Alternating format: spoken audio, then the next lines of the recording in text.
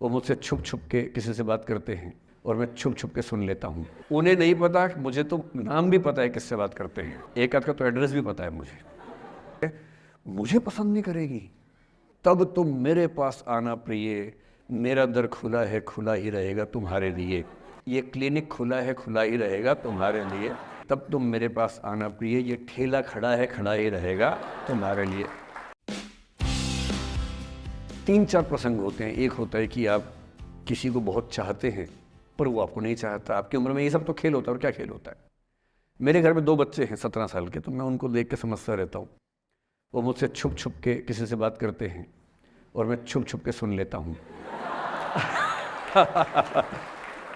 तो उन्हें नहीं पता, मुझे तो नाम भी पता है किससे बात करते हैं, एक आध का तो एड्रेस भी पता है मुझे। और मैं तो बच्चों को बोलता हूँ कभी जाना वाना हो तो मैं ले चलूँगा, चिंता मत करना, बोल देना कि ड्राइवर साथ में आया है, टेंशन मत लेना। तो मेरे तो बच्चे मेरे दोस्त हैं, मैं तो बड़ा दोस्ती के भाव में रहता हूँ। मेरा एक ही बेंचमार्क है कि वो जिस उम्र में जैसे हैं मैं कैसा था, और वो मुझसे अच्छे चल रहे हैं। उससे ज़्यादा उम्मीद मुझे करने में नहीं चाहिए। मैंने जो कुकृत्य 8वीं क्लास में किए थे उन्होंने 11वीं क्लास में किए, तो बहुत है। मैं ये क्यों मान के चलूँ कि वो देवी देवता पैदा होंगे? मेरे ही तो बच्चे हैं भाई। जीन तो मेरे ही है, तो कैसे देवी देवता हो जाएंगे? तो ज़्यादा उम्मीदें क्यों पालनी है बच्चों से भी? मैं क्यों चाहूँ कि मेरा बच्चा आईएएस जॉब करे? क्यों करे? वो आईएएस भी क्यों करे? उसका मन करेगा तो करेगा। अगर वो कहेगा कि मुझे स्टार्टअप करना है, स्टार्टअप कर लो भाई। अगर वो कहेगा मुझे कुछ और नौकरी करनी है प्राइवेट सेक्टर में, तो वो कर लो। मैं क्यों ठेकेदार बनूँ उसका भाई? मैं क्यों ये चाहूँ कि वो मेरे रास्ते पर चले, मुझसे बेहतर बने? ये सब बेकार की बातें हैं। तो मैं कुछ सूत्रों में आपको बात बताता हूँ। इस उम्र में आप कितना उसको फॉलो कर पाएंगे मुझे नहीं पता, लेकिन कोशिश करेंगे तो कुछ तो फ़ायदा होगा ही। पहला सूत्र मेरा आप लोगों के लिए ये है कि जब आप किसी को पसंद करें और वो आपको पसंद ना करे, तो टेंशन नहीं लेनी है, तेज़ाब तो नहीं उठाना है। ठीक? कई लोग इस मूड में रहते हैं, मुझे पसंद नहीं करेगी, मैं राजा हूँ, मैं नवाब हूँ, मुझे पसंद नहीं करेगी। अरे तू क्या है भाई? नहीं पसंद हो तो नहीं पसंद हो, ये क्या बात हुई? सबसे पहले अपने अंदर से लोकतांत्रिक बनिए, डेमोक्रेटिक बनिए। जैसे आपको हक है किसी व्यक्ति को पसंद करने का, उसको भी हक है किसी को पसंद या नापसंद करने का। यदि कोई ऐसा व्यक्ति जिसको आप पसंद नहीं करते वो आपको प्रपोज करे, तो आप उसको मना ही तो करेंगे। बस मना इज्जत से कीजिए, किसी को बेआबरू करके मत भेजिए।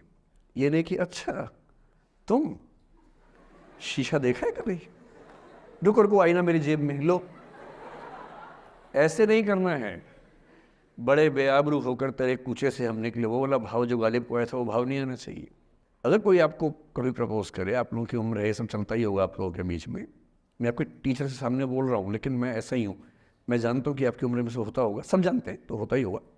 कभी किसी से ये उम्मीद मत करना कि वो आपको पसंद करे ही करे। यदि कोई रिजेक्ट करे, बस हाँ, रिजेक्शन थोड़ा प्यार से होना चाहिए, बदतमीजी से नहीं होना चाहिए। उसके अधिकारों का उतना ही सम्मान कर रहे हैं जितना आप अपने अधिकार का सम्मान करते हैं। कि ठीक है भाई, आपको मैं पसंद नहीं, कोई बात नहीं, तू नहीं कोई और सही, कोई और नहीं कोई और सही। बहुत लंबी है जमी मिलेंगे लाख हंसी, इस ज़माने में सनम तू अकेली तो नहीं। कितने लोग हैं दुनिया में, ऐसा क्या है? और मैंने बहुत प्यारे प्यारे बच्चों को देखा रोते बिलखते हुए कि मैंने उसको प्रपोज किया, उसने मुझे मना कर दिया। अंकल, छोटे छोटे बच्चे आजकल मुझे लव गुरु मानते हैं अपने आसपास। वो मेरे पास आके ऐसी ऐसी बातें बताते हैं, बड़ी क्यूट तोतली आवाज़ में। मैंने उसको प्रपोज किया, उसने मुझे ऐसे वाली आवाज़ में एकदम रोते बिलखते हुए। तो मैं बोलता हूँ बधाई हो बहुत बहुत तुम्हें, कॉन्ग्रेचुलेशन। मैंने अपनी ज़िंदगी में ऐसे 50 मामले देखे, और 50 में से कम 49 मामले में जब कहीं दिल नहीं लगा, बाद में उससे बेहतर ही व्यक्ति मिला। अगर कभी ऐसा हो ना, मन ही मन में बधाई देना अपने आप को कि बच गया। हाँ बोल देता तो फंस जाती, हाँ बोल देते तो मर जाता।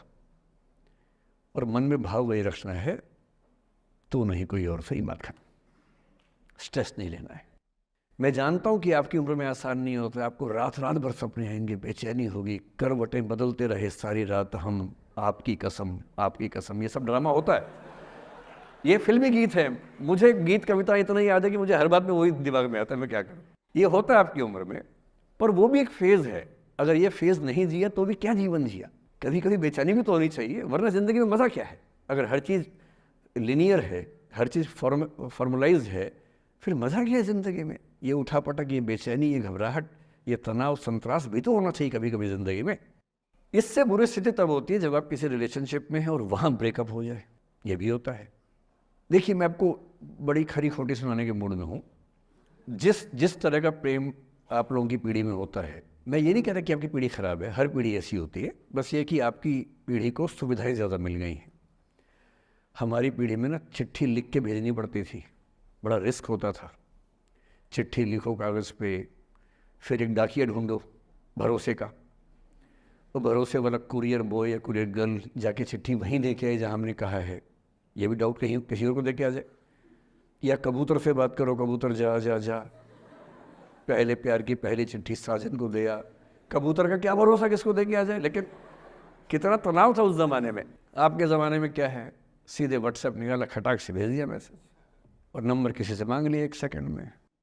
नंबर भी नहीं देना है तो किसी कौन सी ऐप होती है, मैंने सुना कुछ और ऐप्स होती है, मेरा नंबर वाली भी होती है, इंस्टा होता है, एक और भी तो कोई होती है वो जिसमें कार्टून जैसा मुंह बन जाता है, स्नैपचैट। हाँ, स्नैपचैट पे चले गए। मैंने सुना है कि उसमें नंबर भी नहीं देना पड़ता है, ऐसा कुछ चक्कर है। वहाँ ढूंढ लिया। किसी को कुछ कन्वे करना इतना आसान दुनिया में कभी नहीं हुआ था जितना आज आसान है। इन सब के ऊपर टिंडर है, बम्बल है, पता नहीं क्या क्या है, राइट लेफ्ट करते जाना है, उसी में कहानी शुरू। पर ये कहानियाँ जितने हल्के तरीके से शुरू होती हैं, मैं दावे से कह रहा हूँ कि 100 में से 99 अट्रैक्शंस 1 से 2 महीने में ख़त्म हो जाते हैं। क्योंकि आप जिसके प्रति अट्रैक्टेड थे ना, वो तो उसका बाहर का परसोना था। जहाँ परिचय गहरा होता है, असलियत सामने आ जाती है, और जब असलियत सामने आती है झेलना बड़ा मुश्किल होता है। आपके सपने टूट जाते हैं। आप जिस छवि पे दीवाने हुए थे वो छवि तो सिर्फ छवि थी, वो तो इंसान नहीं था वैसा। 99% केसेस में मेरा ख्याल है कि अट्रैक्शन 1-2 महीने में समाप्त होता है। उसके बाद तो एक बोझ है जो आप ढो रहे हैं। कभी कभी होता है कि दोनों का खत्म हुआ तो बात आसान है, कभी कभी किसी एक का खत्म होता है, एक का नहीं होता है, वहाँ मामला मुश्किल हो जाता है। तो ऐसा हो सकता है आपके जीवन में कि दूसरा साथी आपका ये कहे कि भैया देखो, मैं तुम्हारे साथ कुछ महीने से हूँ, पर मुझे अब अच्छा नहीं लग रहा, मैं ब्रेकअप करना चाहता हूँ। मैं आपसे ये निवेदन करूँगा कि ये मान के मत चलना कि उसने आपको धोखा दिया है, क्योंकि बच्चे तुरंत उस मुद्रा में आए थे, अच्छा अब मैं कुल्हाड़ी उठा लूँगी, अब मैं तेजाब उठा लूँगा, तूने मुझे धोखा दिया है, तूने मुझे चीट किया है, you are a cheat, you are a liar, you are a पता नहीं क्या क्या। पता इंग्लिश में गालियाँ बड़ी सुंदर देते हैं बच्चे।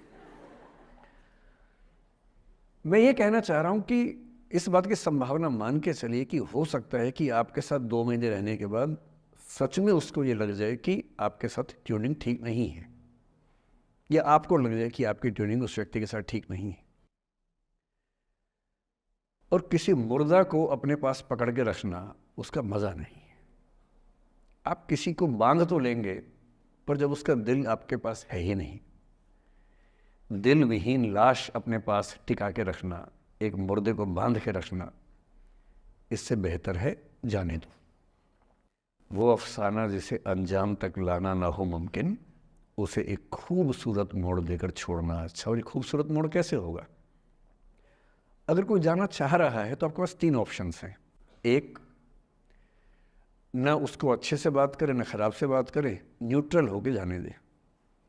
एक, उसको धमकी दे, बर्बाद कर दूंगा, छोड़ूंगा नहीं, तो निकल के देख घर से, तेरे एड्रेस पता करवा लूँगा, मेरे साथ 50 दोस्त हैं, मेरे सारे आवारा हैं, सारे बेरोज़गार हैं, सारे कुंठित लोग हैं, सारे गुंडे मवाली हैं, उनका धंधा यही है, तेरे पीछे छोड़ दूंगा सबको। एक ही तरीका है। और तीसरा ये कि ठीक है यार, ऑल द बेस्ट, जा सिमरन जा, जी ले अपनी ज़िंदगी। अरे ठीक है, हो सकता है मैं तुझे ठीक नहीं लगा, कोई बात नहीं, लेकिन किसी से मिलो तो बढ़िया से मिलना, तेरी ज़िंदगी अच्छी हो। मैं भी ढूंढ ही लूँगा किसी न किसी को, थोड़ी हेल्प कर दियो, कहीं इंट्रो करवा दियो मेरी भी, लेकिन ठीक है तू भी जा। ये होता है खूबसूरत मोड़ देकर छोड़ना अच्छा। चिपकू नहीं बनना है किसी के पीछे, ना बोरा जाना है कि तुम जाओ, मैं तो दीवाना, स्थाई दीवाना हूँ तुम्हारा। कोई जब तुम्हारा हृदय तोड़ दे, तड़पता हुआ जब तुम्हें छोड़ दे, तब तुम मेरे पास आना प्रिय, मेरा दर खुला है, खुला ही रहेगा तुम्हारे लिए। वाह। पहले के ज़माने में बेरोज़गारी का ये लक्षण था।